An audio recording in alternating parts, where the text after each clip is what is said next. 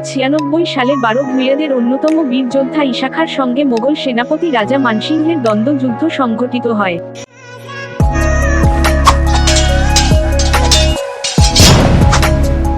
এই যুদ্ধ হয় ব্রহ্মপুত্র ও শীতলক্ষ্যা নদীর সঙ্গমস্থলে, বর্তমান ময়মনসিংহ জেলার গফরগাঁও উপজেলার সর্ব-দক্ষিণ প্রান্তে টাঙ্গার গ্রামে।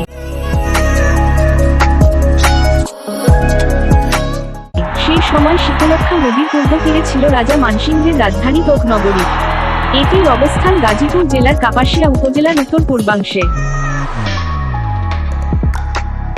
রাজা মানসিংহ 1595 সালে রাজস্থান থেকে তার রাজধানী তোকনগরীতে সরিয়ে আনেন। ব্রহ্মপুত্র ও শীতলক্ষ্যার সঙ্গমস্থলে ব্রহ্মপুত্র দক্ষিণ তীরে ছিল টাঙ্গাব গ্রাম ও তোকনগর। এদিকে ব্রহ্মপুত্র নদের অপর পারে ছিল ঈশা খাঁর বিখ্যাত দুর্গ এগারসিন্ধু।